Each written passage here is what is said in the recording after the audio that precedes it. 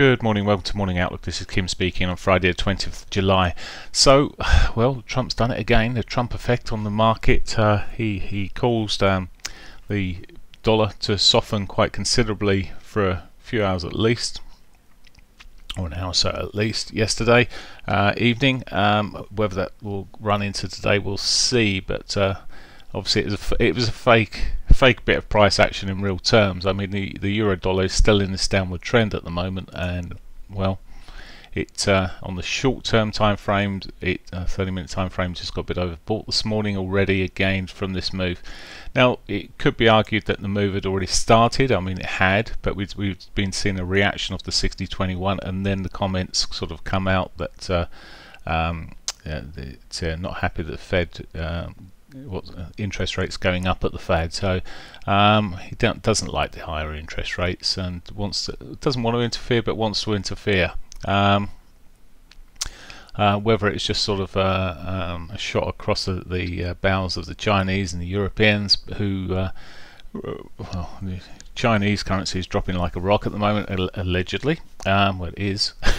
It's been dropping, and it's may well be the way that China get back into balance with the tariffs being applied by having a softer currency. May be the partial effect of that, but anyway. Euro at the moment then, let's have a look. We're sitting at the moment on this trend line here. Break this trend line would really just more confirm the sort of the bigger moves that's through the markets without the noise. Yes, it has to some degree. Well, it put a higher lows can be confirmed by this move up here recently, so we've got higher lows in there, to be fair. But the higher high here, well, yes, but bitty. We'll see how this rolls out this morning. I'm still relatively bearish on the euro dollar.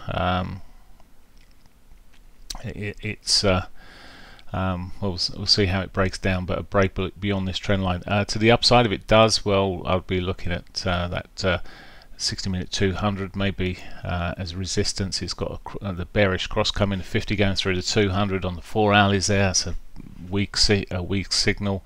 Perhaps we could, as I say, see more downside than the current 4 hourly bar shooting star. Again, weakness through this market. So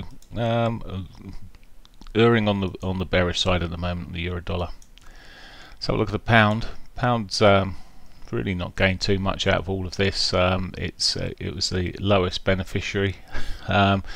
It's as you see, sold off yesterday and held pretty much moved back to where it pretty much was. What we're seeing at the moment is a little well, bearish flag arguably sitting in this market. And again, a break of that trend line across the lows there. That my invisible trend line, of course. Just in case you're saying, where's the trend line, Kim? Look for the break of that, and that may give us back down towards yesterday's lows, the S1 sort of area. If it breaks this, of course, it was two sides to every market. If we was to see some strength coming through this morning, and the dollar was actually softening off, well, perhaps we could see a break of this 60-minute 50, but well, strange things have happened. There we go. Dollar yen took a big hit yesterday on the news there, but never even got back to its weekly pivot, which was a possibility, I guess, with such a move. It hadn't from a overall price action, hadn't moved that far away, and was always and could still get there. But again, you look at these 4 hourly bars, and it's suggesting at the moment that, well, whatever divergences we've had there may have been worked off by that news. But we'll see. This one is possibly a little bit more iffy as you come down the time frames, and it looks like, well, yeah, okay, if we break those lows at the bottom there, the trend line that's not drawn on there, that could go between the two recent lows.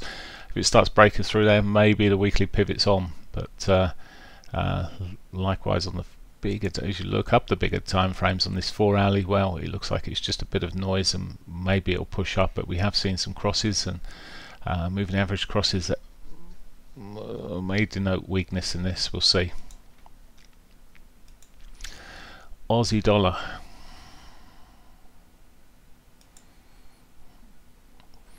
So the Aussie dollar, again, it was a bit like the pound. It really didn't have a massive effect on it so much on the Fed comments, but I mean they're closer interest rate wise anyway, but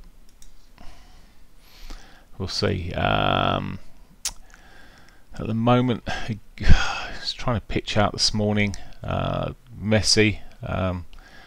We had the news through. Did we have some news? No, we didn't have any news. Let me just check that we didn't have any news there. There's the 20th. Yep, there was no news for Friday there at all on the Aussie. I'm just looking. There's OPEC meetings, G20 meetings, day 1 today. No, there's nothing there. But the Aussie certainly took a big hit there. So a group of 20 are meeting today. That may create some volatility through these markets. Anyway, so just looking at that movement, it's sold off strongly through their own session there, and it's recovered since the Aussie. But well, maybe we'll see another move down. It depends where we sit with these markets. As I said, I'm taking a sort of a bearish line with most of them at the moment, but there is that possibility that well, we could see continue this upside for the Aussie, etc. The euro, the pound, I mean they put the higher low in.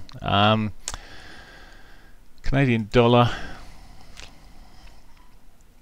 well, that ended up on a weak spot, effectively against the US dollar. I mean, it ended up pretty close towards the high side there. It certainly didn't see such a significant difference through with the Trump at 6 o'clock-ish time. It came, there it is.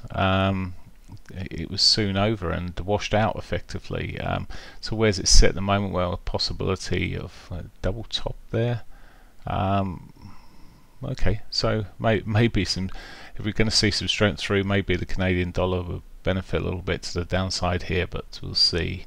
It's still got an untouched daily pivot there, and I'd watch that for bounces. But overall, as I say, the markets do, well, the Trump effect, whether they will hold in there, we'll have to see this morning. We got some points that we could wait to see to get clarification of whether they're going to roll over properly, and it may be just well worth holding on for that. Okay, that's pretty much it in terms of data coming out today. We got the UK, we got the public sector net borrowing, which may affect the pound this morning at 9:30. Probably not a lot, but anything in these markets may do something. As I've said, we got the G20 meetings running, and for CAD we got inflation and core retail sales all coming out together at 1:30. So maybe some volatility on the CAD at 1:30 later on today. That's it. Have a great day. Bye for now.